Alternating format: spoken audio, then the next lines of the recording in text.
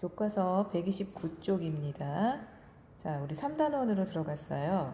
첫 번째 소단원, 한국문학의 개념과 범위입니다, 여러분. 오늘 배울 것, 어디까지를 우리 한국문학으로 잡을 것이냐. 자, 이러한 논의가 왜 필요하냐면, 한국문학은 그 한글 창제를 기준점으로 잡았을 때, 이전과 이후에 그 기록문학의 경우를 말합니다. 표기 수단이 달랐습니다. 한글 창제 이후에도 한문 문학은 계속되었고, 그리고 한글을 이용해서 국문으로 창작되는 문학이 이제 생겨났고요. 자, 그 이전에, 한글을 창제하기 이전에는 여러분이 알다시피 한문 문학이 존재했습니다. 그리고 한문이 우리나라에 들어오기 전, 그렇다면 그때는 무엇이 있었을까? 맞습니다, 여러분. 입에서 입으로 전하는 구비 문학이 있었고요. 이 구비 문학은 활발하게 전승되다가 이제 기록할 문자들이 생기고 나서는 그 비중이 줄긴 했으나 계속되었다고 볼 수 있겠습니다. 한문 문학도 계속되었고 어느 시점부터는 이제 국문 문학이 같이 이제 그 작품 수를 늘려왔는데요. 자, 이러한 이야기를 조금 더 세밀하게 이번 시간에 한번 다루도록 하겠습니다. 한글 창제 이전에 우리 민족은, 자, 우리는 동아시아 문화권이고, 공동 문어로서, 공동 문어는 공동 문자라고 해도 되겠습니다. 일본, 베트남, 중국, 할 것 없이 또 우리나라 포함입니다.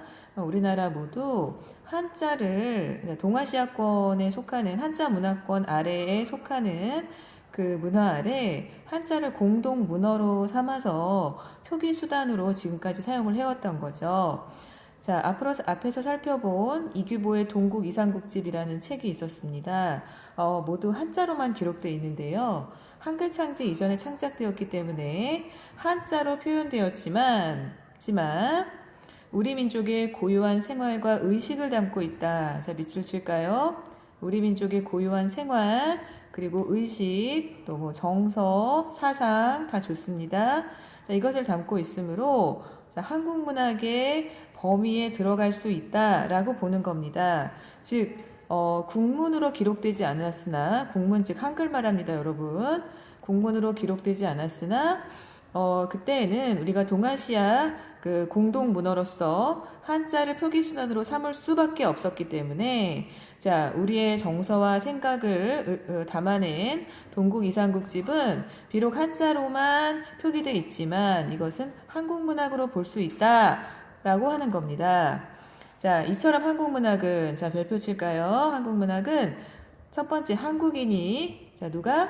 한국 사람이 한국인의 사상과 감정을 자, 무엇을 담고 있느냐도 중요하겠죠.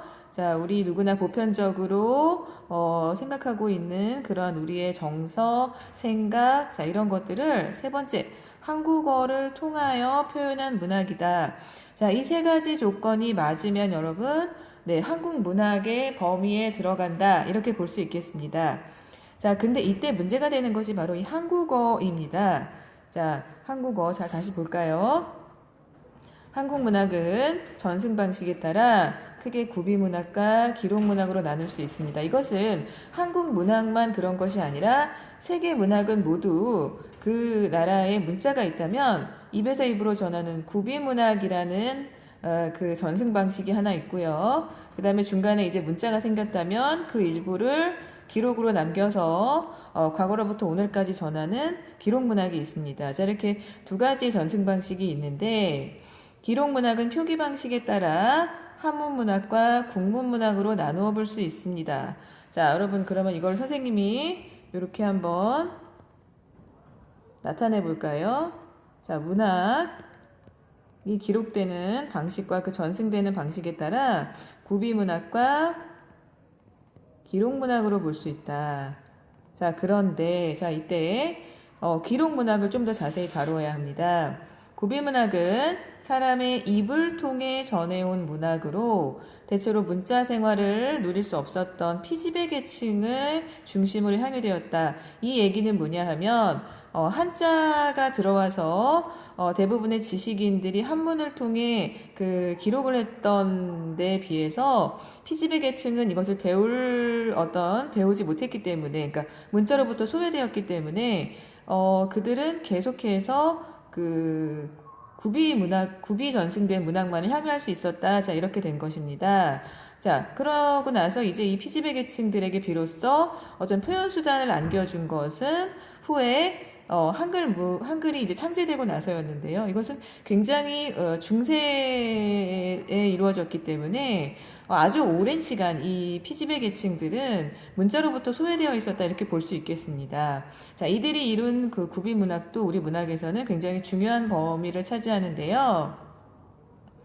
자, 구비 문학에 대한 얘기 끝났고요. 한문 문학은 한자를 통해 한민족의 정서를 담아낸 문학으로, 자, 수단이 한자였을 뿐 이 안에 바로 이 두 번째 조건이죠. 한민족의 정서를 담아냈다.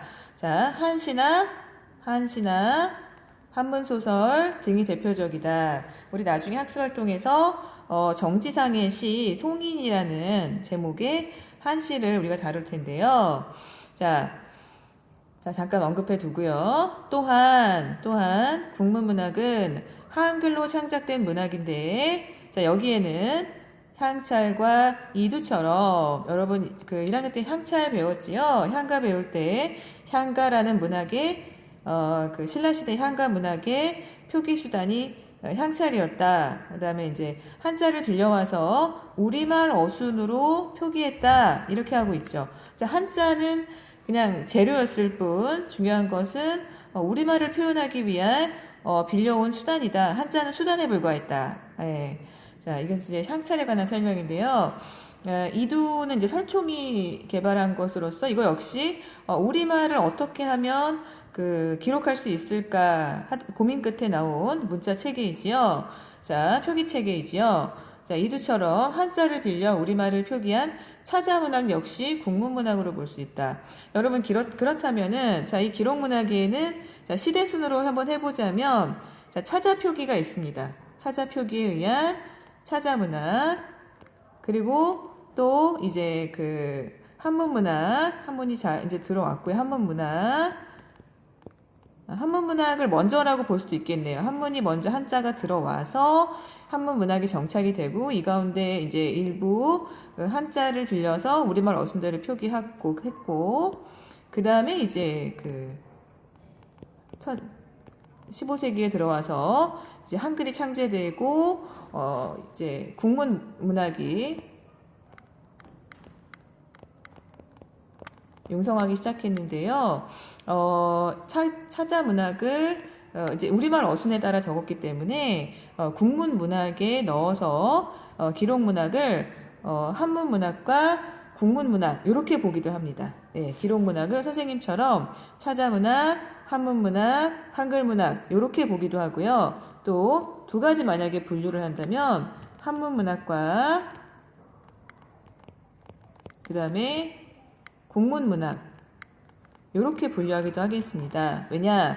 바로 이 국문문학 안에 차자문학과 한글문학을 이제 모두 넣어서 이렇게 두 가지로만 분류하는 경우도 있겠습니다. 자, 여러분 이제 마지막 문단을 다룰게요. 이렇게 한국문학은 오랜 시간 구비문학, 그 다음에 한문문학, 국문문학에는 한글문학과 차자표기로 된 문학이 모두 들어간다. 자, 설명했습니다. 서로 연관을 맺으며 성장해왔고 오늘날에도 꾸준히 발전하고 있다. 그래서 그러므로 우리가 한국문학의 개념과 범위를 제대로 이해할 때 우리 문학을 한층 깊이 있게 감상할 수 있을 것이다.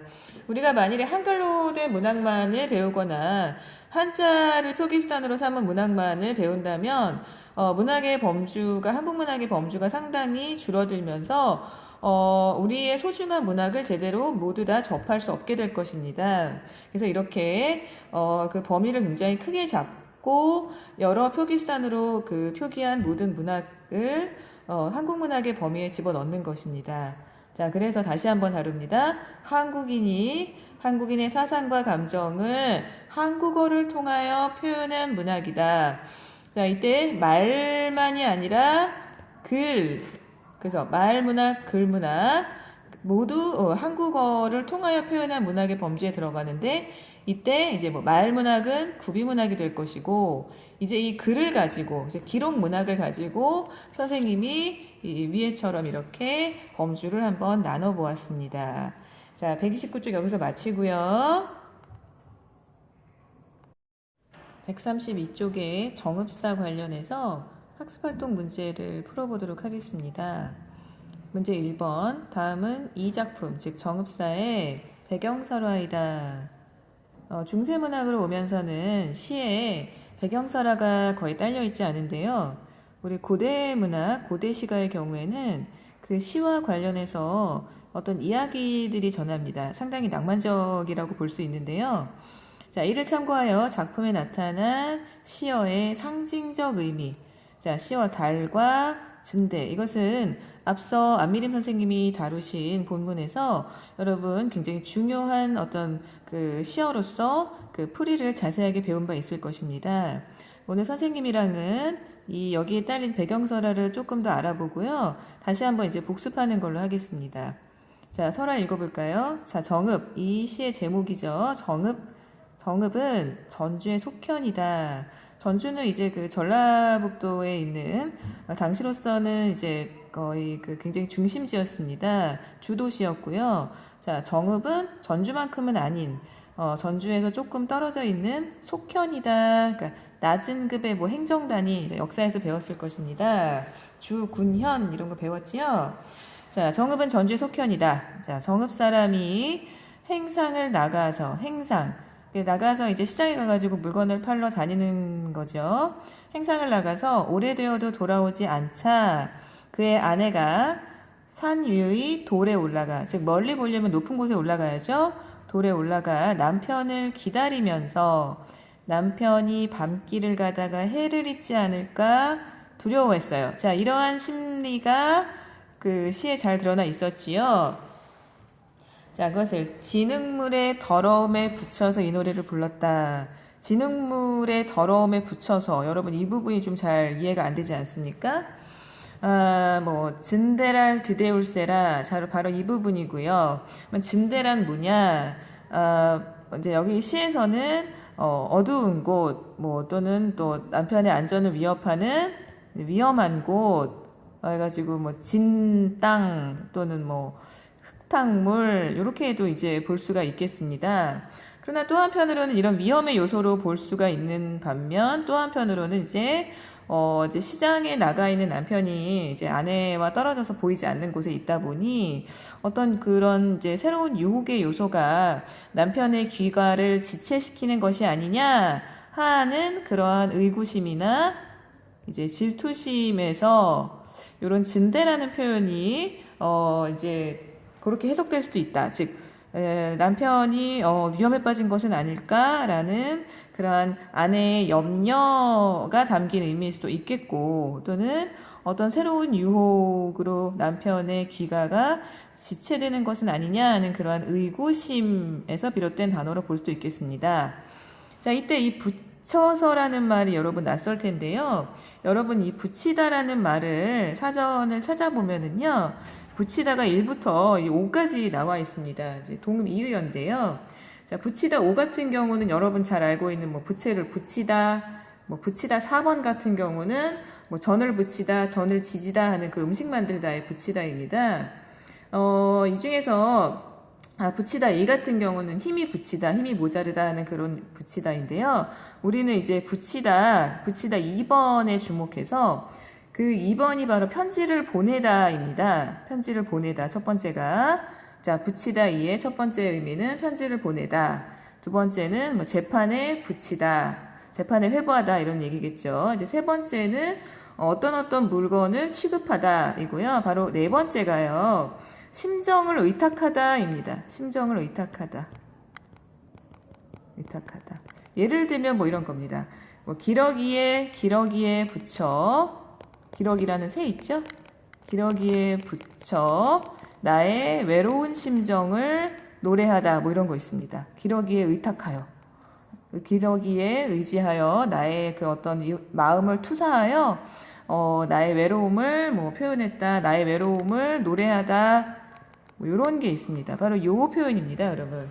예, 여기서는 이제 어떤 그런 지능물의 더러움이라는 이런 어떤 자기 심리나 상황에 어떤 유사한 단어들을 끌어와서 표현을 이제 끌어와서 그것에 의탁하여 그것에 빗대어 또 그 상황에 자신의 마음을 얹어서 이 노래를 불렀다 이렇게 되는 겁니다.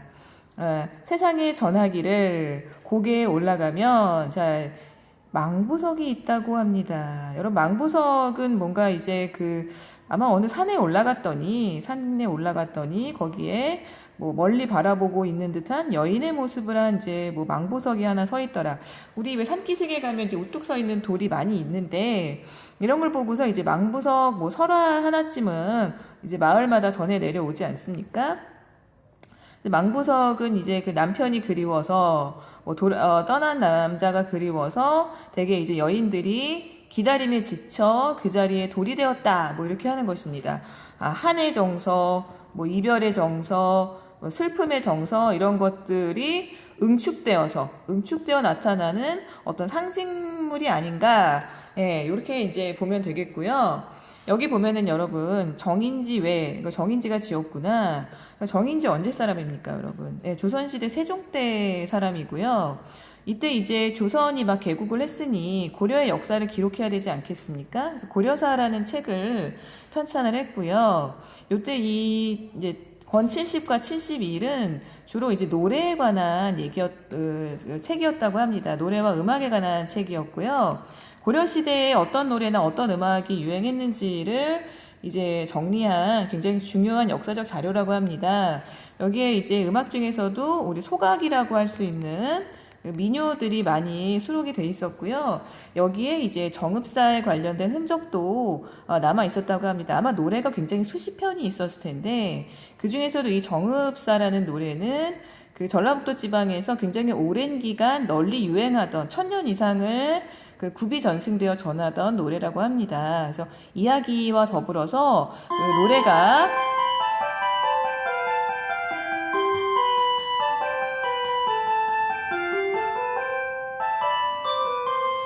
이제 남았는데요. 그 실제 노래의 실체는 여러분 악학괴범이라는 그 책자에 전해집니다. 이제 배경서라 여기 이제 고려사에 잘 소개가 돼 있고, 이제 백제의 노래인 정읍사는 조선시대까지 구전되어 오다가, 중요한 말이죠. 굽이 전승되다가, 1493년에 이르러 한글로 문헌에 기록되었다. 정읍사 관련, 전승 관련 굉장히 중요한 설명이고요. 이 문헌이 바로 뭐냐? 악학괴범입니다, 여러분. 악학괴범은 조선시대에 이제 와서 그 전에 유행했던 여러 가지 노래나 그 음악 악보를 정리한 책이고요. 이제 뭐 시용양 악보, 악장가사라는 책들과 함께 조선시대의 이제 중요한 음악책인데요. 여기에 이제 뭐 정읍사의 연주법이라든지 이게 실제 궁중에서 연주가 되었기 때문에요.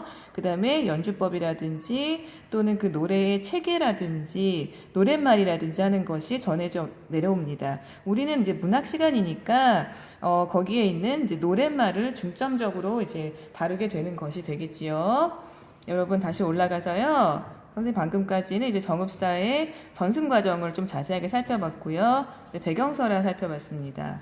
자, 달이 의미하는 것이 뭐냐를 물었어요. 여러분 잘 알다시피 첫 번째, 어둠을 밝히는 존재. 두 번째, 남편의 안전을 지켜주는 존재. 이렇게 되겠지요. 조금만 덧붙인다면 세 번째, 자, 달은 달아 하고 불렀잖아요. 그렇죠? 달님이시여 하고 불렀죠? 그래서 화자의 소원을 들어주는 존재이지요. 우리가 이제 기독교인 사람들은 하느님, 주님 이렇게 부르지 않습니까? 그래서 자신의 어떤 고민이나 자신의 이야기를 하기도 하고 또 이제 이런 거 저런 것들을 이루어 주세요. 부처님 하고 부르지 않습니까? 천지신명이시여 기도하지 않습니까? 자, 이런 거랑 되게 똑같은 거예요. 화자의 소원을 들어주는 존재이기도 하고 또 계속해서 이제 얘기하자면 아내와 남편의 매개체라고 볼 수 있겠습니다. 달이 떠 있고 지금 멀리서 아내가 있고 남편이 있는데 네, 달을 마주한 채요. 좀 달빛이 이렇게 비치면서 서로 만남의 지점으로 오고 있는 거 아니겠습니까? 이제 공간적으로도 그렇고 실제 의미적으로도 의미상으로도 또 심리적으로도 아내와 남편이 서로 똑같이 바라보고 있는 어떤 한 공간 안에 그 연결해주는 심리적 매개물이라고 볼 수 있겠습니다. 자, 여러분 진대를 다시 한번 좀 살펴보면은요. 아까 얘기한 것처럼 이제 뭐 어두운 곳, 그다음에 남편의 안전을 위협하는 곳 또는 것, 뭐 이런 게 되겠지요. 뭐 진흙탕도 될 수 있고, 뭐 커다란 웅덩이도 될 수 있고, 또 밤길에 오다가 뭐 사나운 짐승을 만날 수도 있고 하는데 이런 모든 위험한 요소들을 이제 진대라고 이렇게 한 단어로 드러낼 수 있겠습니다. 자, 여러분 이제 선생님 두 번째 문제로 좀 가볼게요. 자, 이 작품을 다음과 같이 나누었을 때, 자, 시를 크게 나누었습니다. 1사행, 5칠행, 81행. 주요 내용을 정리해보자 그랬어요. 여러분 내용과 형식을 한꺼번에 다룰 수 있겠는데요. 여러분 이 시에서요, 그 후렴구에 해당하는 걸 빼면 다음과 같이 시가 아주 짧아집니다. 자, 선생님이 후렴구 빼고 한번 읽어볼게요. 자, 달아 높이곰 도다샤 머리곰 빛이 오시라 젖은 여럿인 고요 진대랄 트대 올세라 어느 이다 놓고시라 내 가논데 점글할세라. 이렇게 해서 이제 세 부분으로 나눌 수 있겠습니다. 첫 번째 1사행에서는 달에게 남편의 안녕, 안녕은 이제 그 안녕할 때 그 안녕이 아니라 그 무사함을 비는 것이겠지요. 편안하게 잘 돌아올 수 있도록 자, 그 무사함을 기원하는 것이고, 자 이제 이 노래는 그래서 처음에 이제 기원으로 시작해서 두 번째 이제 염려로 갔다가 이제 소망으로 끝나는 형식이 되겠는데요. 그러니까 결국 아직 안 돌아왔다는 것입니다. 남편은 아직 돌아오지 않았고 계속해서 이제 기다리는 상태인 건데요. 두 번째 남편에게 나쁜 일이 생길까봐 이제 조마조마 두려워하고 있지요. 그래서 시간이 지연되고 옛날에는 서로 통신 수단도 없었으니까 돌아오지 않는 가족이 얼마나 많이 걱정이 되었을까요? 자, 그 다음에 이제 세 번째 어느 이다 놓고시라 내 가는데 점글할세라 내 가는 길이 저물까 두렵습니다 라고 하면서 또는 남편의 오는 길, 남편의 귀갓길 그리고 나의 마중길이 저물까 두렵습니다 하면서 남편이 무사히 귀가하기를 바라는 것이지요. 아까 얘기한 것처럼 나는 마중을 나가고 있고 남편은 귀가하고 있는데 이것이 순조로웠으면 좋겠다.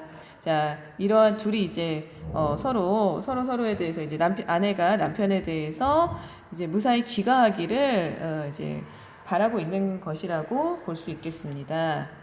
여러분, 이제 세 번째 문제로 선생님 이제 가고 싶은데요. 잠깐 이제 그 세 번째 단락을 하면서 자, 백제시대의 노래인 이 작품을 오랜 시간이 지난 오늘날에도 향유할 수 있는 이유를 전승과정을 바탕으로 생각해보자. 실은 아까 쌤이 전승과정을 잠깐 설명을 했지요. 이 노래는 이제 백제시대, 고대 국가식이죠, 여러분. 백제 때 유행을 했는데, 여기가 이제 전라북도 지방이다.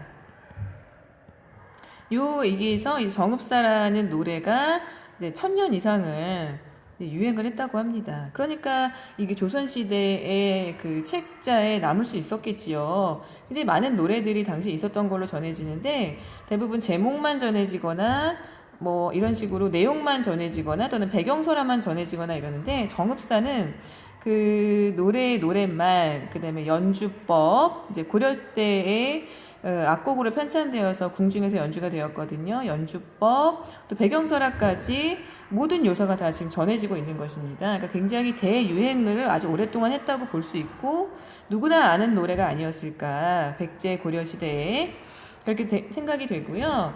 그러다 보니까 이렇게 여기서 이제 악학개범을 소개했지요. 1493년에 이르러 결국은 한글로 문헌에 기록되었다라고 되어 있습니다. 그래서 굉장히 중요한 이제 악학개범 자체도 이제 중요한 자료가 되겠고 정읍사라는 노래도 우리 그 시가사, 우리의 그 시가 역사에서 고전 시가 역사에서 반드시 다루어야 하는 어떤 그 노래가 되겠습니다. 자, 전승과정을 바탕으로 생각해보자 했습니다. 자, 이 작품을 오늘날에도 향유할 수 있는 이유는 작품의 내용과 정서가 일단 첫 번째, 민간에서 공감대를 형성하여 오랫동안 전승될 수 있었다. 자, 이때까지는 이제 구비 전승됐고요. 자, 그러다 보니 이것이 추후에 와서 비교적 근대라고 볼 수 있는데, 우리 역사에서는 이제 1493년이면 중세에 해당하겠지요. 상당히 뒤늦게까지 남아서 추후에 한글로 기록되어 전해졌기 때문에 우리는 이 정읍사의 그 노랫말을 제대로 확인할 수가 있었고, 그것을 아직까지 교과서에 싣고 여러분들도 백제인들의 정서를 지금 2000년대에 살아가는 여러분들도 이 노래를 감상하면서 그들과 서로 소통하는 게 아닐까, 자, 이런 생각이 듭니다. 자, 문학이 위대한 이유겠죠, 여러분? 자, 오늘 여기서 또 요 페이지 잠깐 마치고요. 여러분, 쌤이 2번 문제에서 조금만 더 보태서 설명할 게 있어서요, 덧붙입니다. 정읍사의 율격과 형태, 형태에 관해서 마저 언급한다는 것을 선생님 뒷부분에 못했는데요. 아까 정읍사를 선생님이 그 후렴구를 빼고 읽었던 거 기억하시나요? 한번 해보겠습니다. 달아 높이곰 도다샤 머리곰 비치오시라 저제 여러신고요 진대랄 드대올세라 어느이다 놓고시라 내 가논데 점그랄세라. 여러분, 여기 혹시 그 총 3행으로 정리가 되면서 이게 사음보 네 토막으로 이렇게 시행이 배열이 되는 거 보이시나요? 이거 어디서 많이 보던 거죠, 여러분. 명확하게 그렇다라고 볼 수는 없지만 이것이 삼행으로 이루어져 있고 한행이 그 사음복격을 이루는 것은 여러분 조선시대에, 그러니까 고려시대에 그 시작이 되어서 조선시대에 유행했던 우리 고전시가 가운데 그 시조하고 그 형태상으로 굉장히 많이 닮아 있습니다. 그래서 정읍사는 그 오래전의 노래 가운데에서 시조와 상당히 유사한 형식을 보여주고 있는 옛 노래라고 볼 수 있겠습니다. 선생님이 지금 후렴구를 떼어서 그 중심된 노래말만 정리했을 때 이렇게 달아 높이곰 도다샤 머리곰 비치옷이라 하는 식으로 가로로 한번 배치를 해봤고요. 이랬을 때 크게 세 개 부분으로 이렇게 삼행으로 나누어 정리가 된다는 것을 보여주었고요. 이때 이 한행이 네 개의 음보로 한 번, 두 번, 세 번, 네 번 달아 높이곰 도다샤 머리곰 비치옷이라는 식으로 사음복격으로 정리가 되는데, 이것이 여러분들이 잘 알고 있는 초장, 중장, 종장으로 이루어져 있고 각각의 장이 4개의 음보로 안정된 형태감을 취하고 있는 조선시대의 시조와 형태적으로 굉장히 유사하다라는 점을 이제 마저 하나 알려드립니다. 문제 4번입니다. 133쪽으로 오세요. 다음 작품을 정읍사와 비교하여 감상하고 한국 문학의 범위를 생각해보자. 한국 문학의 개념과 범위를 알 수 있는 그런 학습 문제인데요. 여러분, 그 고려시대의 한시를 하나 같이 배우면서 이 부분 살펴보겠습니다. 제목은 송인, 님을 보내며 라는 뜻이죠. 송인. 고려시대 시인 정지상의 시인데요. 옆에 와서 한번 좀 살펴볼까요? 이 작품은 고려시대의 문인인 정지상의 한시로 이별의 슬픔을 자연물에 대응시켜 표현하였다 이렇게 되어 있습니다. 이별의 슬픔을 표현했다는 것도 이제 우리의 어떤 전통시의 그 자주 다루는 주제가 되겠고요. 정서가 되겠고요. 그다음에 자연물에 대응시켰다. 이것은 이 시의 표현 방법이나 그 발상이 이렇게 자연물에 대응시켰다. 굉장히 기발하다. 멋지다. 이런 찬사를 듣는 시이거든요. 한시라 그랬는데 여러분 한번 볼까요? 여기 조금 볼게요. 여러분 이 부분 보는 거 안 좋아하지요? 여기 다행히 이제 선생님이 그대로 노출을 시켰습니다. 어떻게 읽는지 그대로 했는데요. 한번 같이 읽어볼게요. 우헐장제 초색다. 알고 보면 다 여러분 알고 읽을 수 있는 한자 아닙니까? 뭐 마늘 다자라든지 많다, 풀초라든지 비우라든지, 그죠? 자, 그 다음에 송군 남포. 남포는 이제 대동강에 있는 포구인데요. 송군이라는 것은 이제 님을 보낸다 그런 뜻입니다. 예, 이거는 이제 2인칭을 뜻하죠. 예, 님을 보내며, 글을 보내며, 당신을 보내며, 송군 남포 동비가. 노래 가짜 보이지 않습니까? 슬플 비자도 여러분 알고 있고요. 자, 여기 이제 공간적 배경 나오네요. 대동강. 예, 대동강가. 평양에 있는 대동강에서 이제 부른 노래인데, 대동강수, 하시진, 다할진, 마를진, 언제 다하냐, 그런데 대동강의 물이 언제 다 마를 것이냐, 별루, 년년, 첨록파. 이거 첨은 이제 첨가하다, 더하다 그런 뜻이고, 이것은 이제 녹색을 뜻하는 것이고요. 파는 이제 물결을 얘기합니다.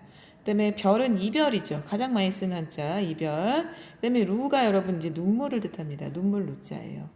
이별의 눈물이 년년 해마다 첨록파 녹색을 물을 보탠다 이런 뜻이고요.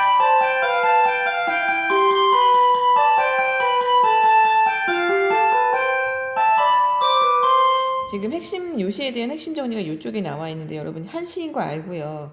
여러분 7원 절구라고 돼 있어요.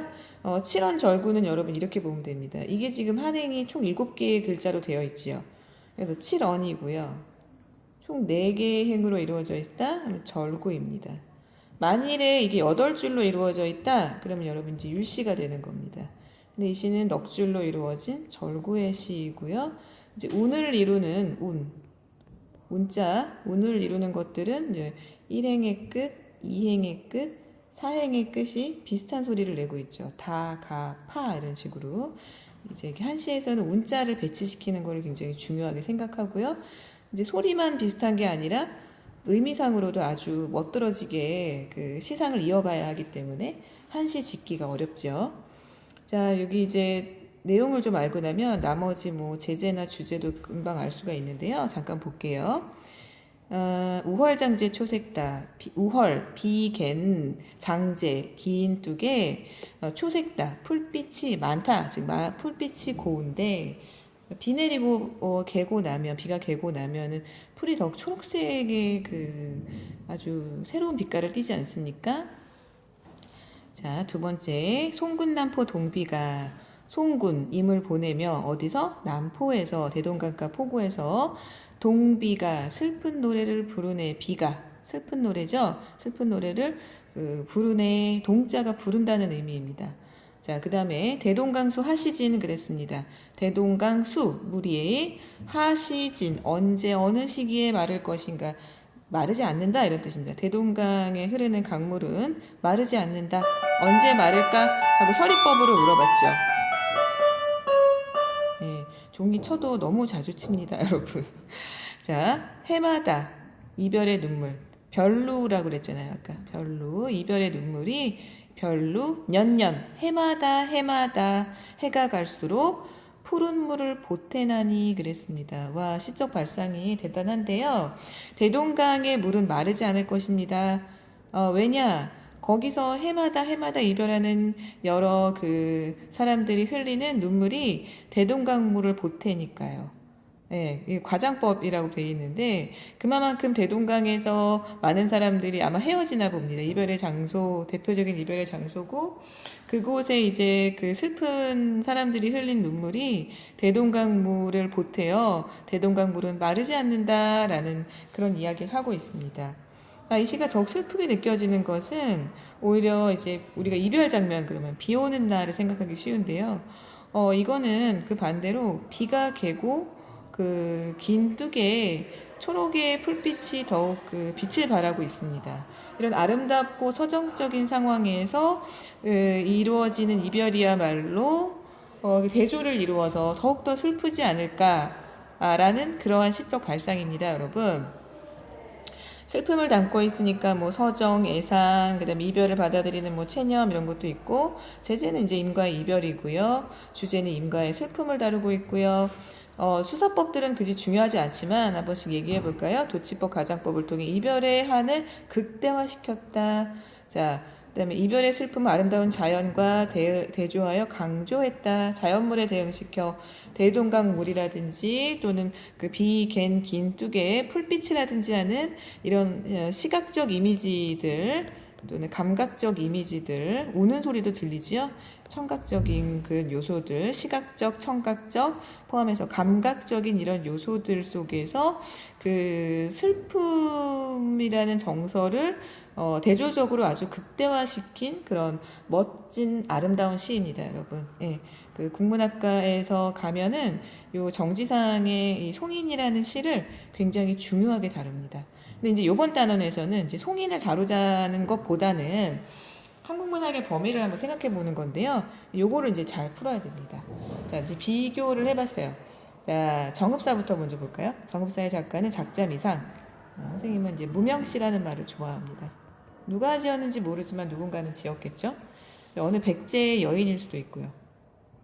어느 백제의 여인이 이제 이 노래를 불렀어요. 그리고 전승 방식은 구비전승되다가 악학괴범의 노랫말이 한글로 기록되어 전했다라는 거 얘기했고요. 세 번째, 행상 나간 남편의 무사히 돌아오기를 바라는 아내의 간절한 염원을 담았다 돼 있고요. 송인을 한번 볼까요? 자, 정지상의 송인은 여러분 아까 한시라고 그랬죠. 네, 한문문학입니다. 자, 내용은 대동강가에서 이별의 슬픔을 이제 노래하고 있는데요. 둘 다 우리나라 한국인들의 어떤 전통적인 이별의 정서를 잘 담고 있습니다. 자, 이렇게 살펴봤고요. 두 작품을 모두 한국 문학에 포함하는 이유를 말해보자 했습니다, 여러분. 자, 이번 단원에서 중요한 핵심 어떤 그 배움이라고 볼 수 있겠는데요. 송이는 정지상이 창작한 한문문학 작품이고, 정읍사는 구비전승되다가 한글로 기록된 뭐다? 국문문학이다. 자, 그럼 선생님 요거 좀 지워볼게요, 여러분. 네. 여러 개 해놓으면 여러분들이 또 이제 좋아하지 않아. 그죠? 자, 한문문학이고 국문문학이다. 자, 두 개는 이제 전승 방식이 아예 다릅니다. 처음부터 이제 정지상의 송이는 기록문학이었고요. 지워졌네요. 여러분, 선생님 자꾸 크게 했다 작게 했다 해서 조금 미안합니다. 예.